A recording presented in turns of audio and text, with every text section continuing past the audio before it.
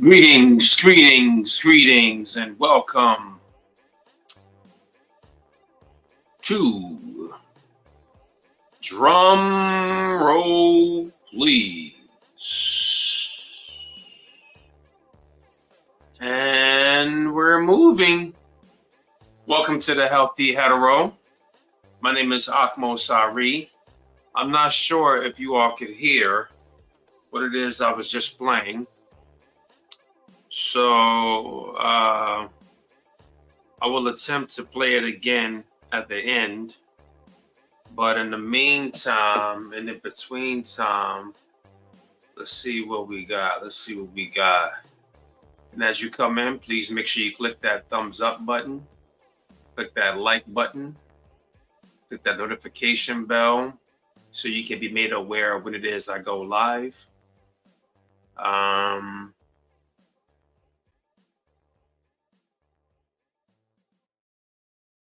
Okay, that works. Okay, there we go. Yeah. So we in here. Center myself, literally and figuratively.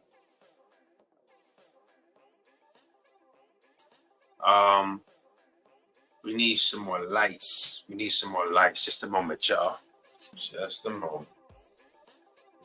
It's been a while since I've been on this channel and done a broadcast. This is a channel that is primarily been dedicated towards my love and appreciation to the game of tennis.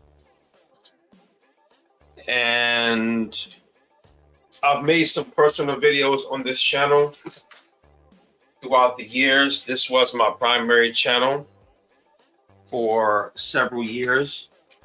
And then at some point, maybe about a few years ago, I switched that up and made the Compliment Kingdom our primary channel. However, for several reasons, I'm going to be utilizing than I have been and doing something with it. So that's the science. And that's the science. You know? And here we go. Yep. I'm here. All right. Okay. How y'all doing? But no further delay. It's good to see y'all again. It's been a minute since you've seen me previously in this leather jacket. I looked fairly different. And yeah, it bees like that sometimes. Let me check my sounds real quick. I'm gonna be right back. Just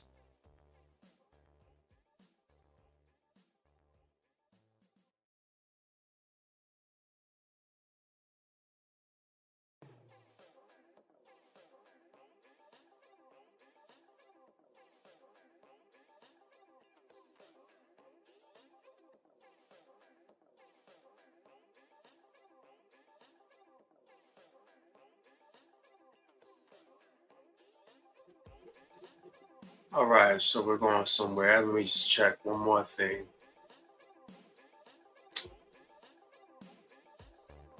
Pardon me if there's any food stuck in my mouth. So I had dinner recently.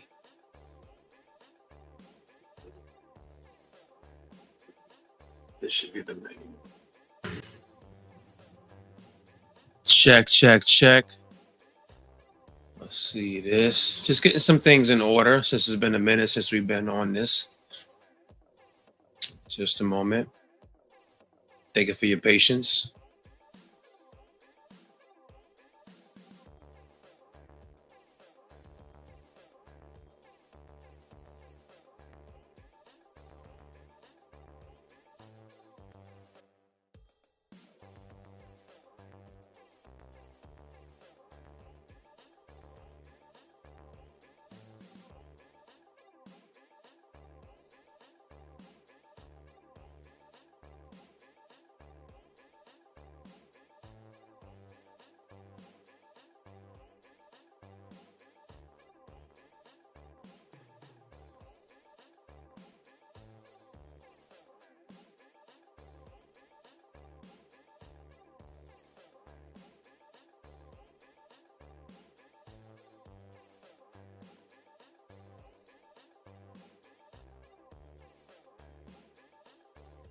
All right, so we're here.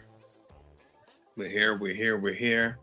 Let me do this real quick. Can I do this? See if I could do this. I want to separate this. That's exactly what I want to do. I'm going to bring you here. Yeah, I got that correct. I am what the kids call on Pizzoint this evening. All right, we almost there.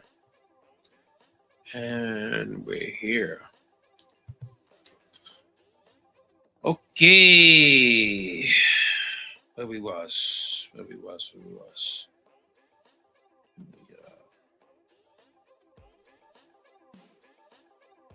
Change channels on my phone, because that would be the right move.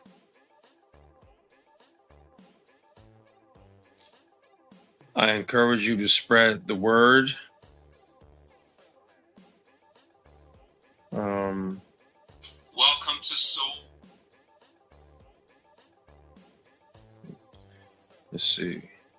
Welcome to Soul. Okay. Let's see. All right, so we're good. Thank you for your patience. All right, just over 13 minutes in. All right. As the description to this channel says, it's something along the lines, I'm paraphrasing right now.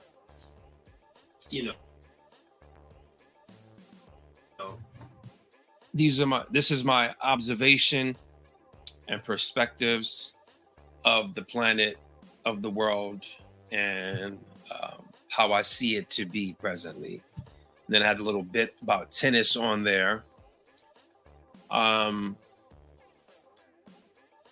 So I think that it is vital. I think that it is important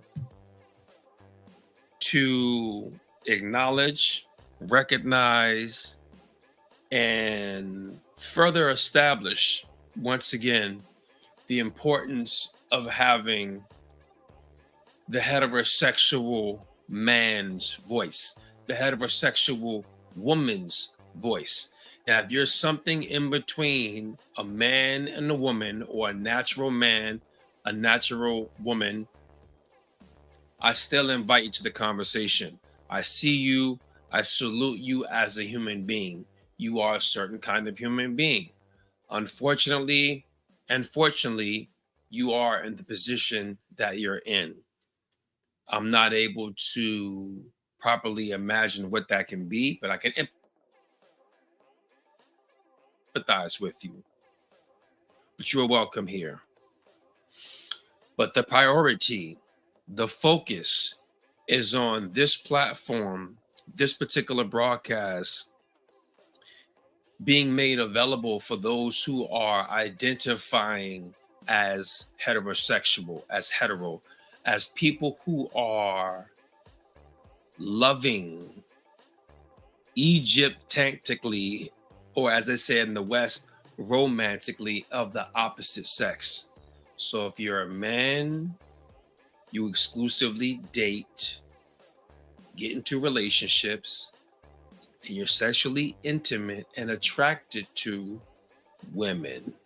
If you're a woman, you get into intimate relationships, you're attracted to, and you have sex with men.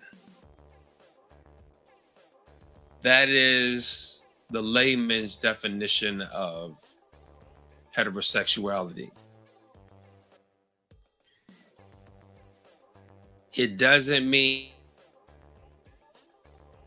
those people who are hetero presenting, because you can present as something, but internally, mentally, spiritually, you could be something else. So this is a space for those who literally identify as being someone who is opposite loving or loving of the. That is the primary definition of what hetero is. Heteronormity, heterogenius, heterosexual. Observing, acknowledging of the other side, your other half, your better half. So that's what we're about here.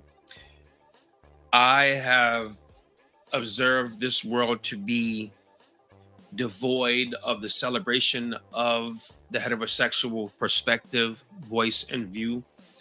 And it comes from, folks who are either of the LGBTQIA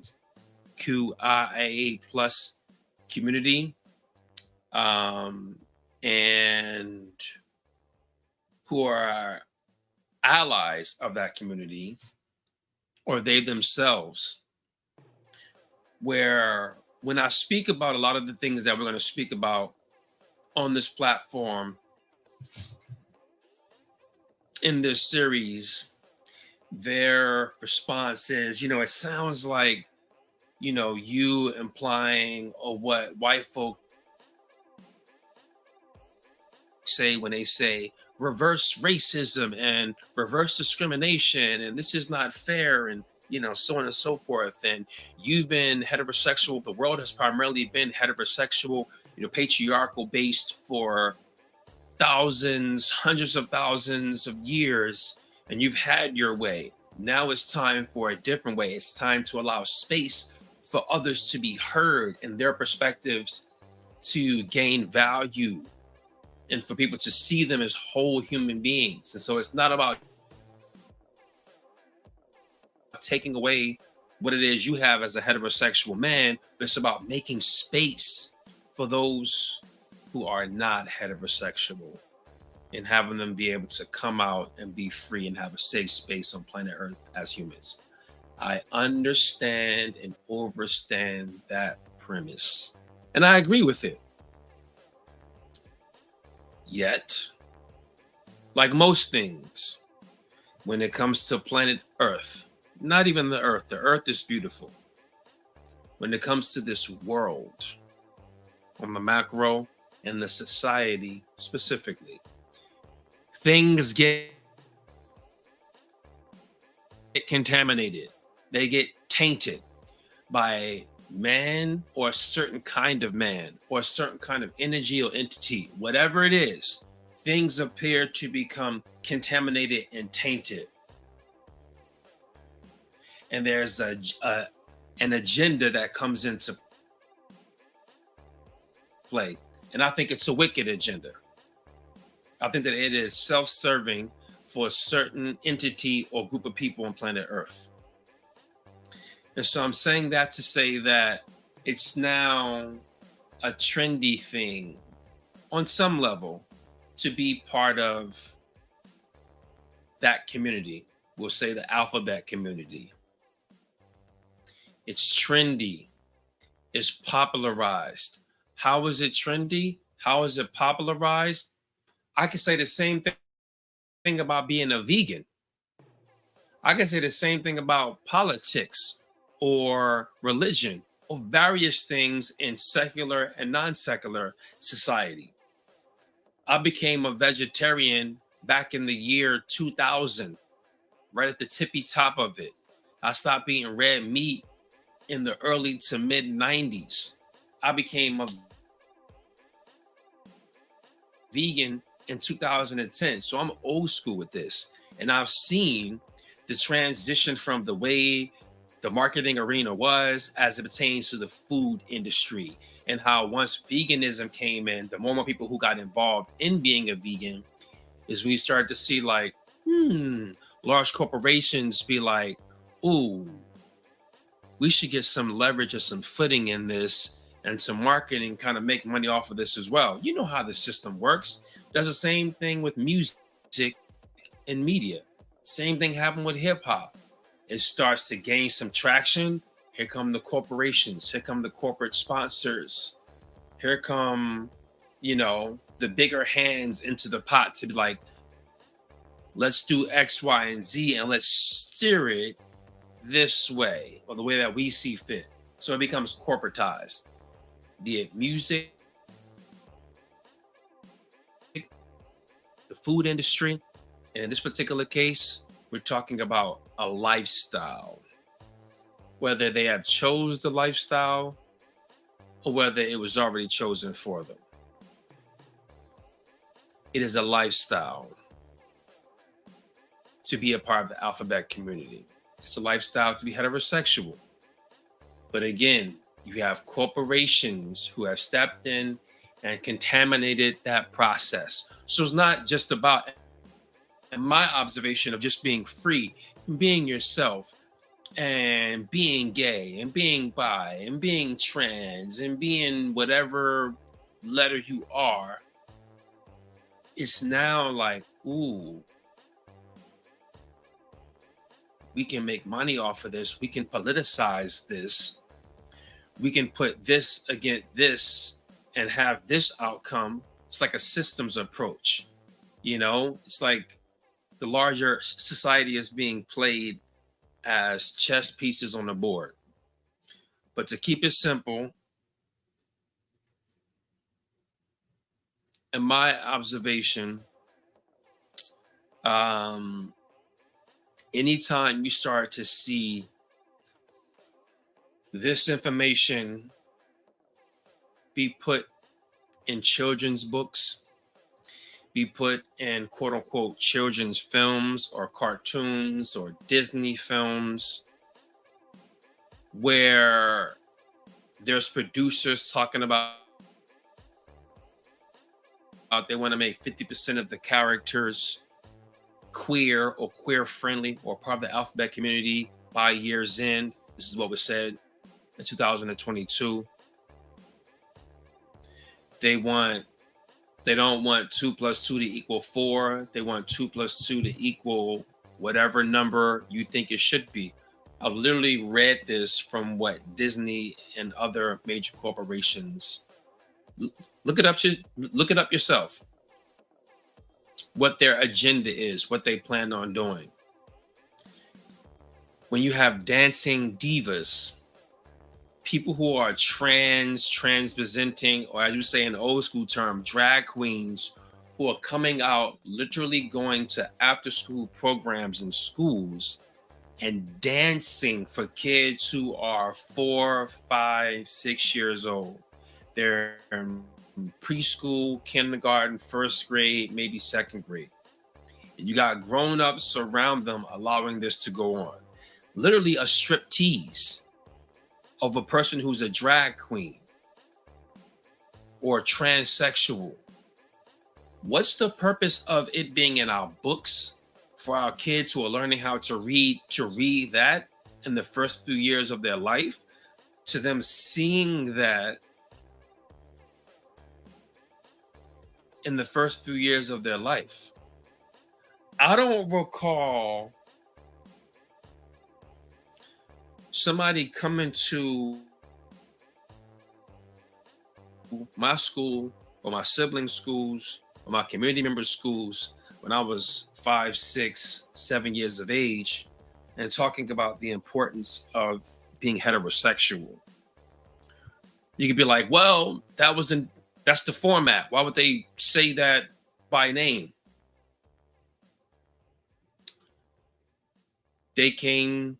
We have speakers, different presenters come to school and talk about the importance of using protection, not having premarital sex or not rushing into having sex, staying away from drugs, you know what I mean? Being a good student, being a good kid, being a good community member, those things, maximizing your potential as a young person. But we weren't talking about sexual education at age 5, 6, 7. That's not something we touched on in school until we got to high school. And you got to physical education and health class, or you had sexual education. Maybe in some schools they'll touch on it in junior high school when you become a teenager. because a teenager is when junior high school comes in. Maybe you get in at 12, but for the most part, in junior high school, you're 12, 13, 14-ish. So you're just stepping into your teenage years. So girls are getting their period. Boys are forming their semen and having their wet dreams and having their first ejaculation. So it's like now we need to start talking about sex on some level, or making them aware of their bodies or biology on some level when they reach junior high school. So for some states, because we are quote unquote 50 plus states, they may address the topic matter of sex, sexuality, biology in junior high school. For the most part, it happens in high school. And then in college, you can deep dive because you're over 18 for the most part at that point. But never were they talking about your bodily functions, intimacy, your private parts in kindergarten, first or second grade. That wasn't happening because you don't want to start talking about sex too prematurely with children. And you don't want to sexualize children in any way because that would be considered pedophilia. And that's illegal. And that's wrong. Based upon the modern world and where we're at as a society is what it is to be human, that's wrong. Children, their minds are not ready to handle sex. Now, them exploring and experimenting with their own body, that's a different thing. But if you're talking about intimacy, ideally, they shouldn't be having intimacy amongst each other before they're of a certain age. And definitely not with an adult. No bueno. So let's just keep sex out the conversation. So why do you have people who are identifying as trans or gay or bi who are coming into the school wearing flags, posting up flags in their classroom, posting up symbols, symbols, have the children reading books about you can have two moms, you can have two dads. This person has this body part. They can change from being a boy to being a girl. Or you can change from being a girl to being a boy before you even reach puberty. This is literally put in books. We've seen it. That to me, that's how you know that things have become contaminated and it is agendaed. So it's not just having your voice be heard as a person who's part of the LGBTQIA plus community. It's about who has their hand in your back.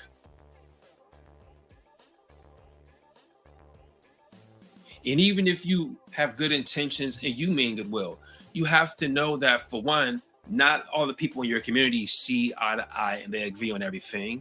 I know that by being in conversation with you all. And then secondly, you have to know that there's forces that are not to your best interest that are meddling around in your interactions. I can say that being a Black person in America, we got our own issues. We have our own problems. Some of it we generate, some of it we carry further, or we're not handling it the best way that we should. And that responsibility relies with us. And we can do better, regardless of any outside forces. So that's the micro. But the macro is we are dealing with white dominance. We are dealing with external forces that want us to be in a certain position of desolence or be destitute or downtrodden. Both things are going on at the same time. We can admit that. All I'm saying is that you admit that. So if there can be toxic heterosexuality, then there can be healthy heterosexuality. Thus, the healthy hetero, the healthy heterosexual. There can also be toxic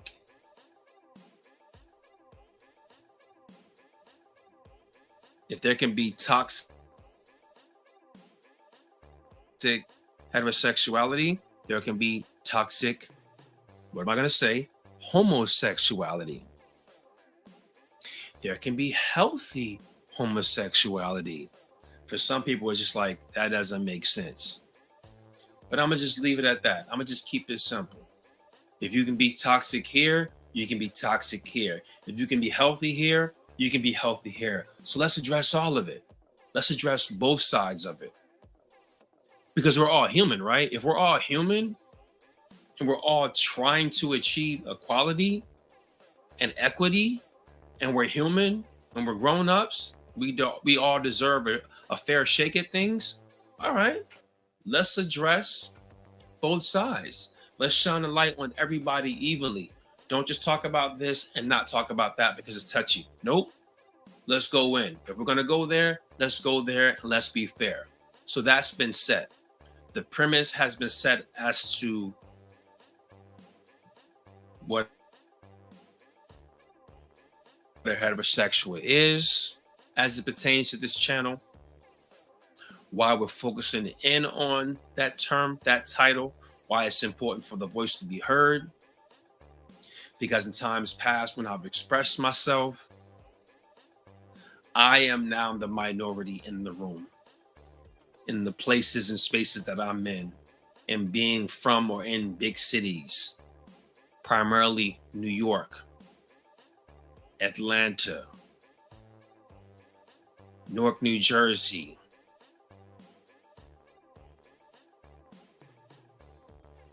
the Bay Area, places that I've spent time in, and I see these are sanctuary cities. They're very, very diverse. So they're a portal for all kinds of human beings. So if you live in or you're from one of those cities or places, you see it more readily. So you face it more readily. Whereas if you're from a small town, you may not see it as much. So I'm saying that when I'm in the room, I have these conversations and me identifying as heterosexual, even if from their perspective, they don't know if I'm hetero or bi or gay, because sometimes my energy can be fluent. I don't come off as uber masculine and aggressive all the time, nor do I come off as very soft. It's kind of somewhere in the middle, like my state to state is like, oh, for the most part, I'm a very approachable kind of guy. I'm talking to all kinds of people. You know what I mean? Like my voice inflections change. I just am who I am. You know what I mean? Sometimes I could dress very flamboyant, you know. So people are just like, oh, he can talk to me and be cool with gay people or bi people or trans people or straight people. Like I'm fluid in that way because I love human beings and I can talk to and start a conversation and hold a conversation with anybody. That's like my superpower. And so because of that, people are like, ooh, they don't feel judged or they don't feel that abrasiveness at the onset where they feel like they can't talk to me or can't approach me.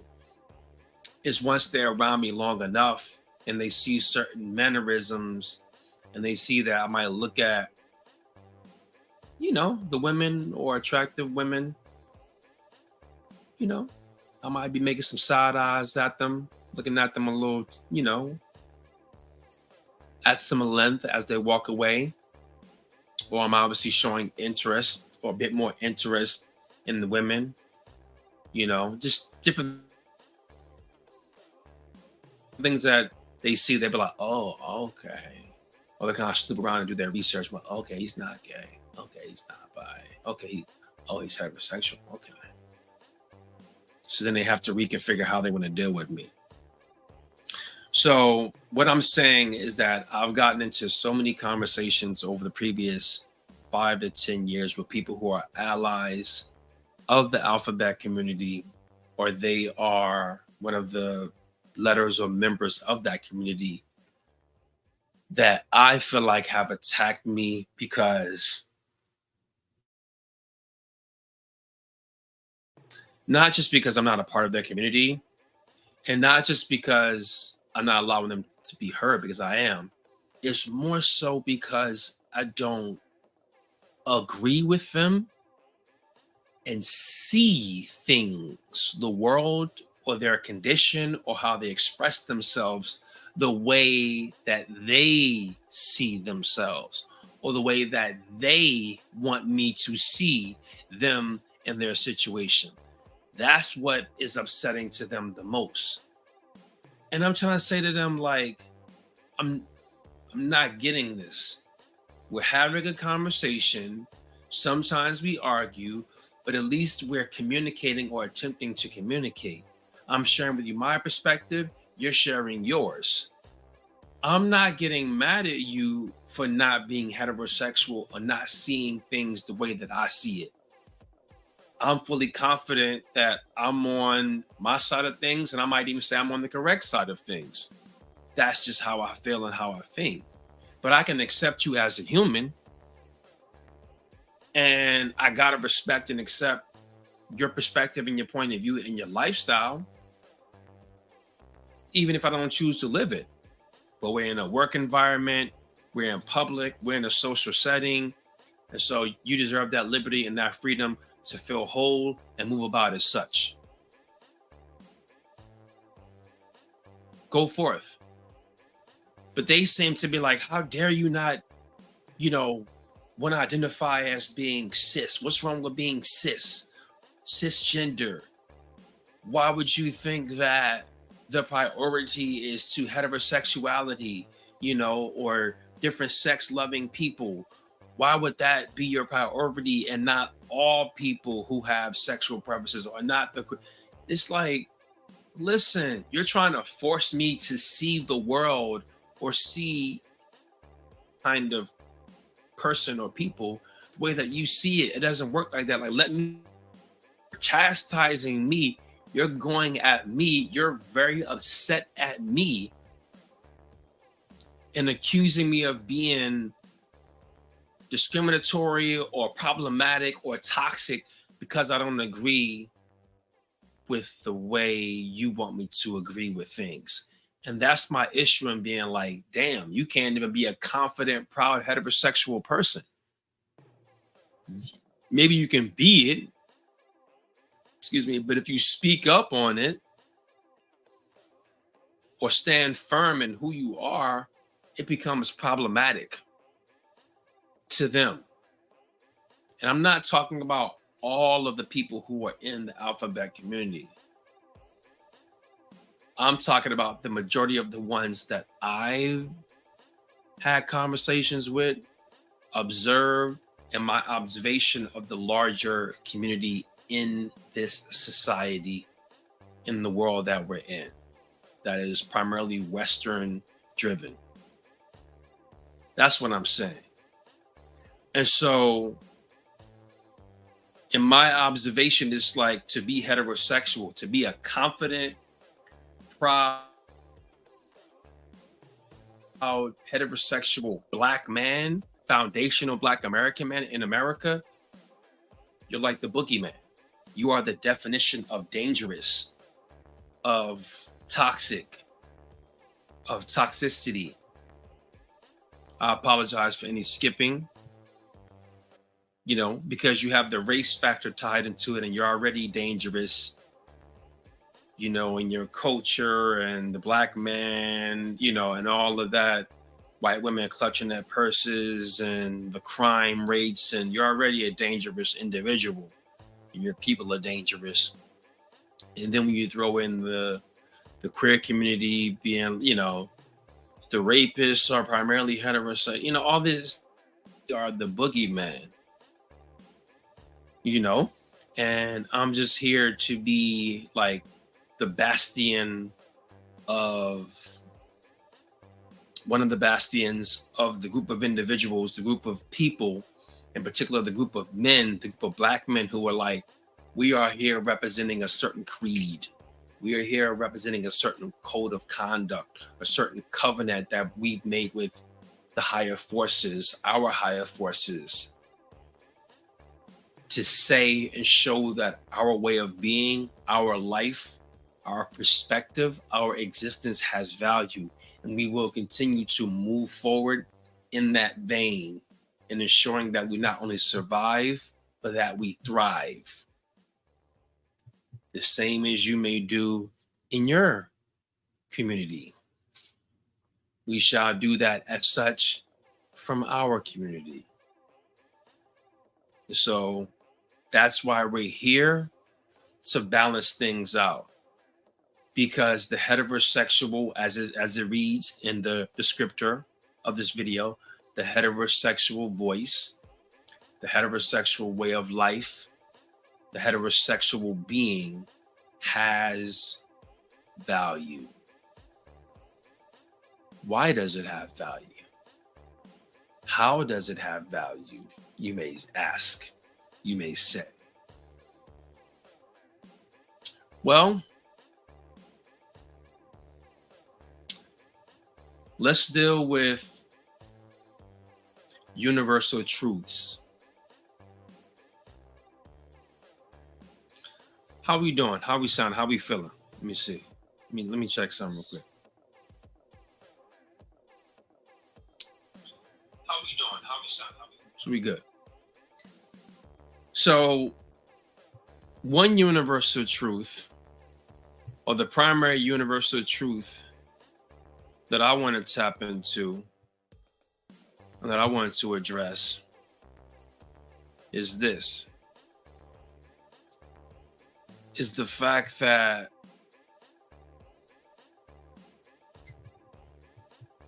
we all have a belly button. We all have a belly button. If you are a human being and you're watching or listening to this broadcast,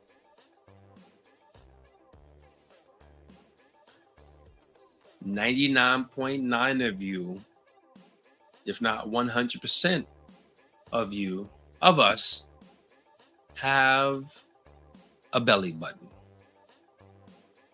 What does that mean, Octopus? Regardless of what religion you identify with or as, what profession, what race, ethnicity, skin color, background, life experience, whatever it is you have, whatever it is or wherever it is that you come from, we all have a belly button. Whether you got an innie or an outie, that ain't my business.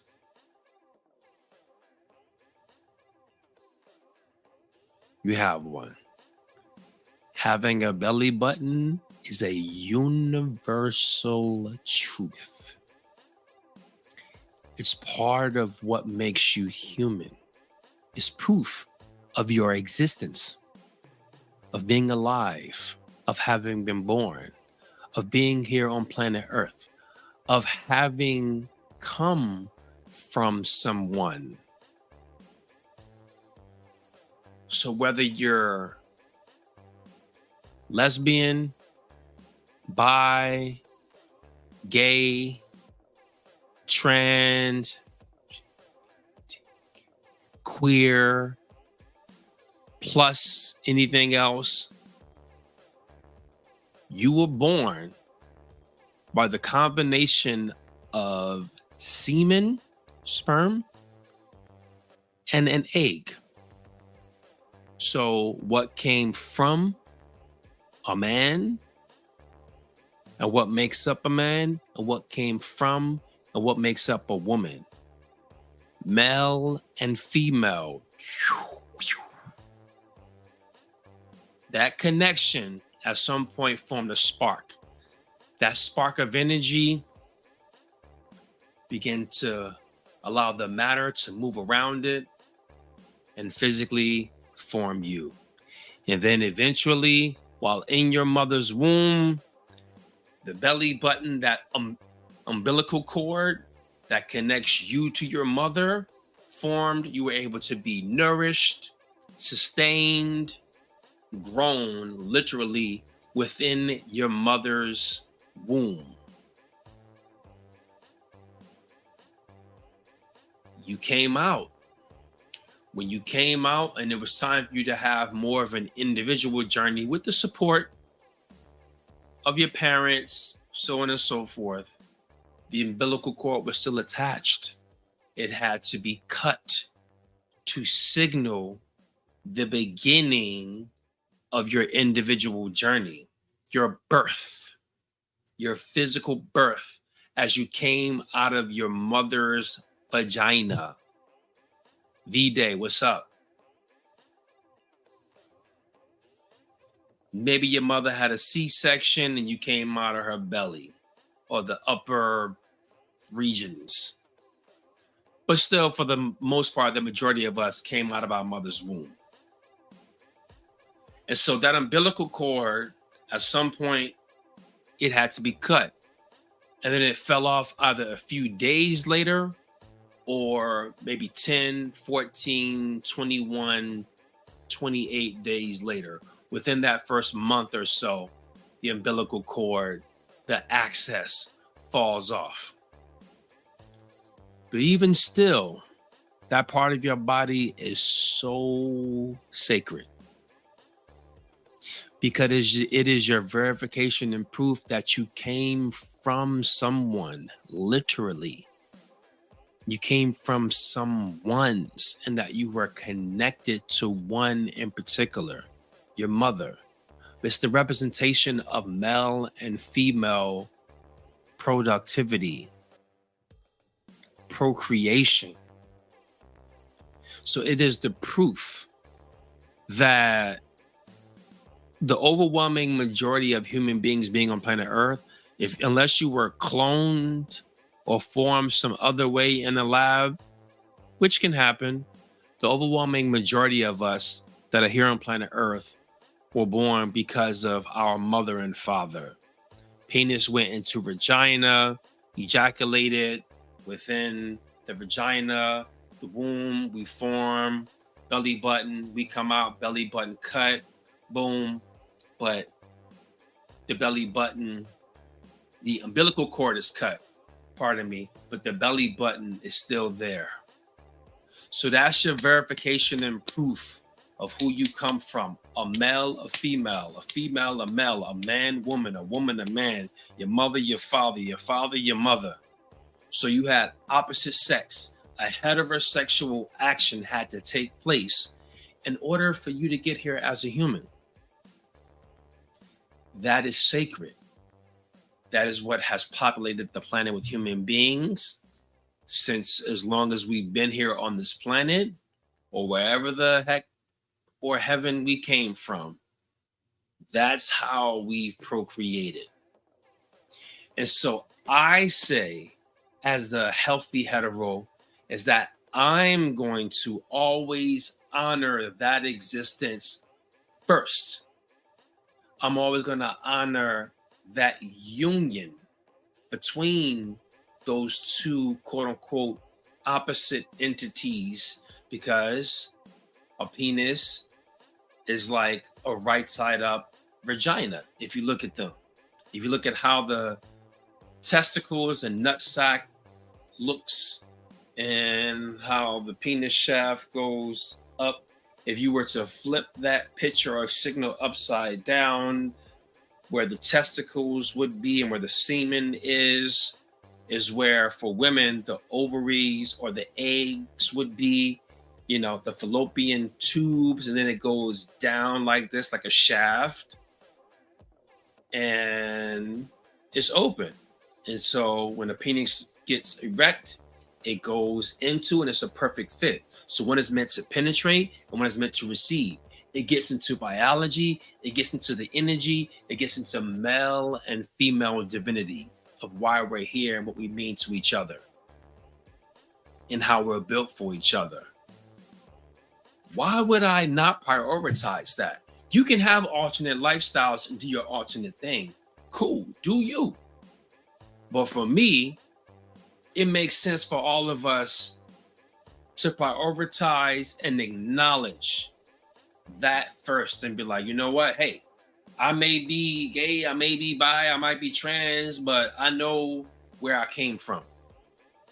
It's just like this, right? If I'm a foundational Black American, I know my roots came from the south of this country. I know that I got some native blood, and I know that I may have some Caucasian blood, but I definitely got some African blood, and my ancestry comes from Africa, 9 times out of 10. However, my ethnicity, my modern lineage comes from this land to be classified as American, Black American, but I know where to give homage to. I know where the motherland is. I know where home is. Same thing if you're queer, gay, bi, lesbian. All we're saying is give credit where credit is due, pay homage, and then go on about your day, go on about your life. You come to America, learn about the history of America, learn about the history and the trials and tribulations and triumphs of those who built America before you came here. Pay homage, and then go on about your day. But pay homage, learn about their culture, learn about their conditions, try to get familiar with them, and then go on about your day. But don't come into a new situation or present yourself to be as such and don't acknowledge what came before you or what allowed for you to even be here. So that applies to multiple areas of life that I'm talking about. But to hone in and keeping it simple, the belly button is proof of how we got here and the importance of the two opposite sex coming together. So I'm always going to put that on high. I'm always putting that as the primary attention, the primary focus. Somebody who's a part of the LGBTQIA plus community might think otherwise. I've gotten into long debates with them on this topic matter. But you can't refute that we all have a belly button. That's the proof. That's the truth. It is verifiable. It is unquestionable. It is an unquestionable truth about our existence. And it actually is a universal connection for all of us. It's like if we're talking about equality and equity and us all seeing each other as one and accepting ourselves. All right, cool. What's some basic points that can kind of bring us back to center where we can begin the conversation as humans, as equals in that way, and then we can branch out from there? Because I accept people who are LGBTQIA plus community as humans. I think that they deserve human rights. They deserve for their full-on humanity to be expressed and to be acknowledged. Don't have an issue with that. But there's so much friction and drama going on, not just within their community, but between alphabet community and heterosexual people. Let's just simplify the conversation, the process. And let's start at the universal things that we can start on. And that being, we all have a belly button.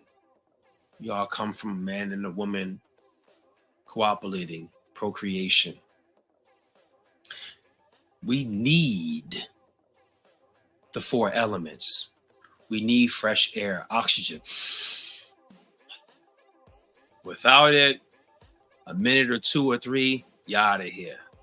We need water, hydration for ourselves. Our body is primarily made up of liquid of water. We need it. A few days without it, you're out of here. We need earth, the food that grows from the earth or stomps on the earth, moves about the earth, whether plant or animal. Whether you're a breatharian or a sun gazer, you still need the 4 elements. So the food is sustenance. It comes from it. It's earth. You need to have your body temperature be a certain level. You need your heat, your solar plexus to be a certain temperature range. Otherwise, if it goes awry, you're out of here. You go a few weeks without food, you're out of here. So you need the 4 elements. Now, some of you might say you don't need other people. You can be by yourself and whatever. Cool. Let's start with the things that we need, that we don't have to disagree on. Let's start with things that are universal truths. We all like to laugh. We all like to be acknowledged. We all like to love. We all like to be seen and heard. And we all have a belly button. So it's a universal connection point. So let's start there. And when you say that and you start there, it nullifies the bullshit. And people start to show their true colors, their true feelings, their true thoughts when you start there, because they're not able to refute that. To be like, damn, we are here because of sperm and egg, a male and a female, a man and a woman. Some of them might detest that shit, might get frustrated by it. But reality is reality. Take it a step further. We all need male and female energy. We all have, as human beings, male and female energy within us. We have varying degrees of it. Yet, the best conduit for male energy or masculine energy is in the body of a naturally born male or man. The best conduit for femininity, feminine energy, is in the body of a female, a girl who's going to grow into a woman. That's the best conduit. It doesn't mean that the man can express femininity, that the woman can express masculinity. They can, because they have a certain level of that in them. I'm talking about the best conduit. That's a key word, conduit. The best conduit mechanism for efficiency for it to be expressed. Masculine energy is by way of a male who grows into a man. And the same thing for a woman. Feminine energy expressed through a woman.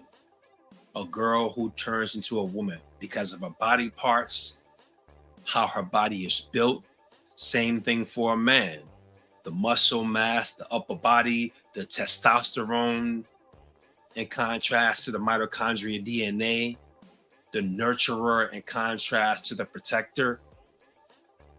We balance out each other. Penis, vagina, vagina, penis. A perfect symbiotic fit. And so,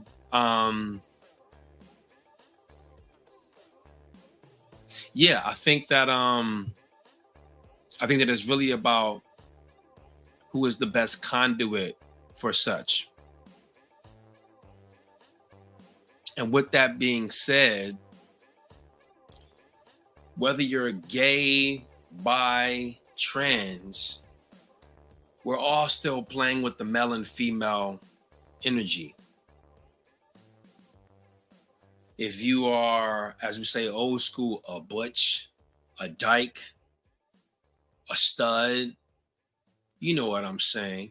You may be presenting as being masculine and wearing, quote unquote, the man clothes, or sagging your pants, or dressing like how a guy would dress, or the haircuts, the mannerisms.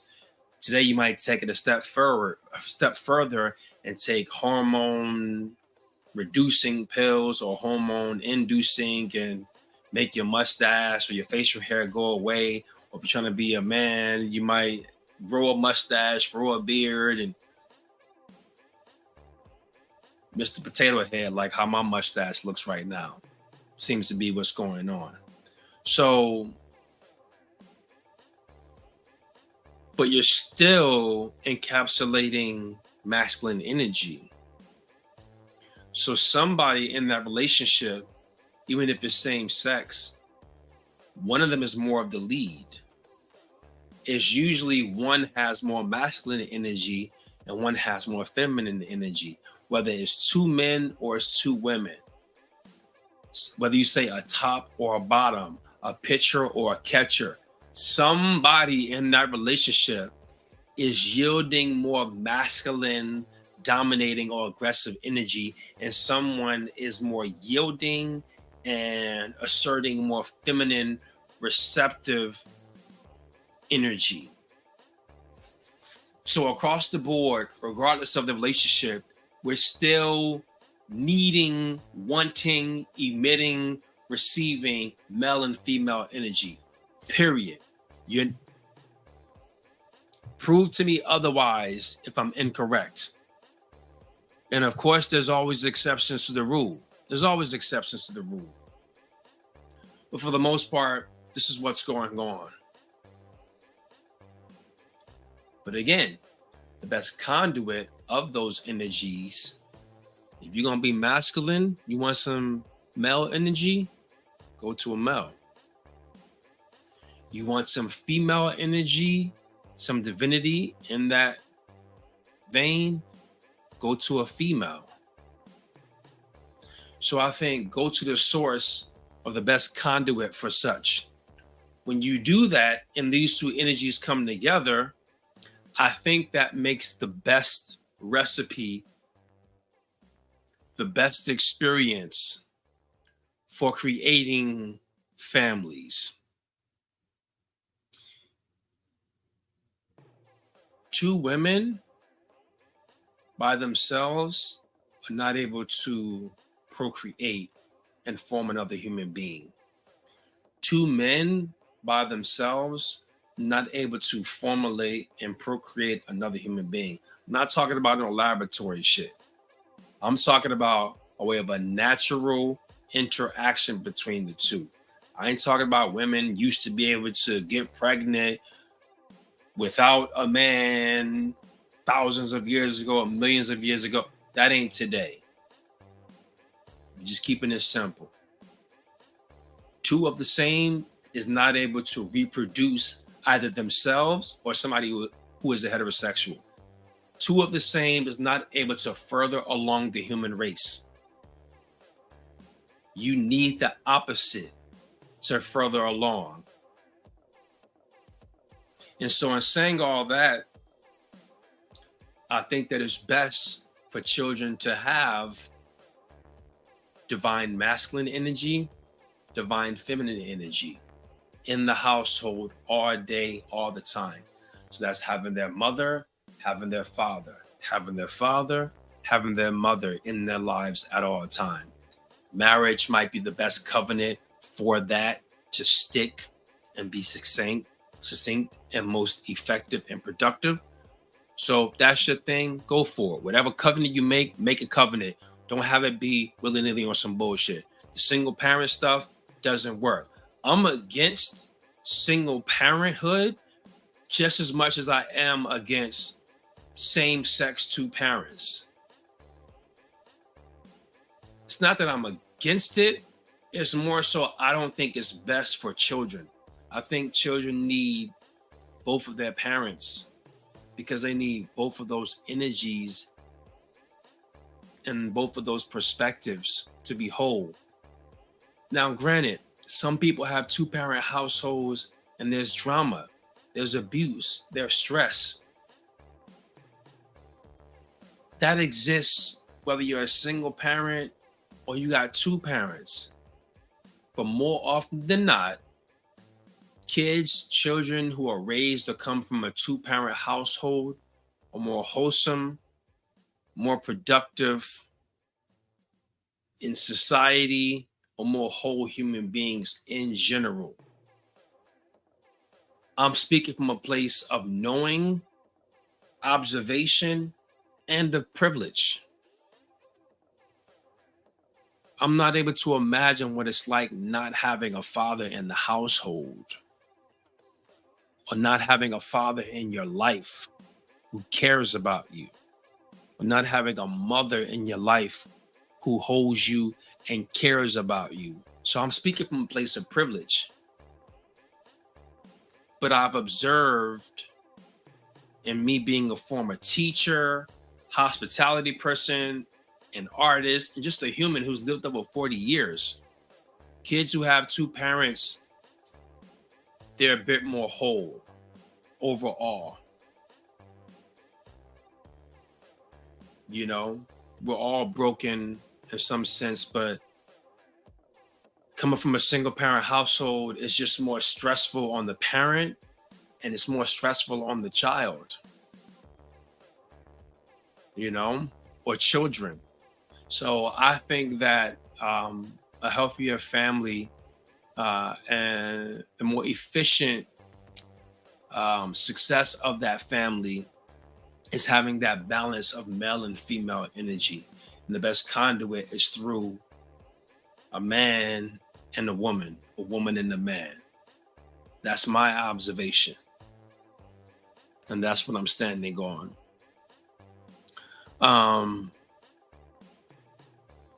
And again, there's always exceptions to the rule, and we acknowledge others' humanity. We do. This channel, this particular series, and this broadcast is about our voice, our perspectives being heard, a safe space for us to be heard, to talk about, to get better, because we can clean up some BS that we do on the hetero side of things. We can also better exude our great traits and our great qualities and gifts that we bring to the world, and show why it's important for our voice and our way of being to be felt and to be heard. So this initial broadcast is just me laying the foundation for what it is we're going to be presenting, diving into, and flying high with going forward. So I'm laying the foundation of terminology, the premise, and why the approach. You know, the who, what, where, when, why, and how of it. And which. So we're here. So I appreciate you all for tuning in. We're just over an hour. Feel free to ask a question, leave a comment in the chat, and we'll give a moment or so for that. And let's do this while you do that. We are not going to let any energies get in the way of me giving you your flowers. So I will gladly say this again, and you let me know if this is a good way to send it to you. I cannot just accept flowers from you without giving you some back. From the moment I met you, I knew that you stood powerfully in your masculine energy while still accepting, understanding, and embracing the feminine energy. And a lot of men, and especially Black men, have a hard time doing that. I admire the way you dance between the polarities of who you are, and that you don't allow yourself to be this or that, but you allow yourself to be this and that. It's inspiring in the way that you're in touch with your heart energy and not just coming from your mind, and the way that you just show up in a room is radiant. And I think that you're a phenomenal, powerful human being. And I'm just so glad that we crossed paths in Australia. And although we don't keep in touch as much as I would like, we're back in touch. So I'm grateful that you pulled up on me and brought me into this segment. And I want to stay connected with you forever, because I know that you're doing purpose-driven work in this world. And I don't know what we're going to do together at some point, but I'm not going anywhere. I'll be here. The only way is up, and we can do that together. So it's so great to talk to you, to connect with you. Thank you. And yeah, let's keep in touch. Yeah. Thank you for joining this broadcast. Thank you for joining this broadcast. Thank you for making it long last.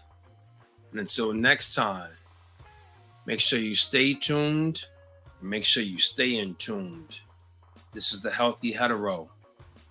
Sexual, that is. Peace.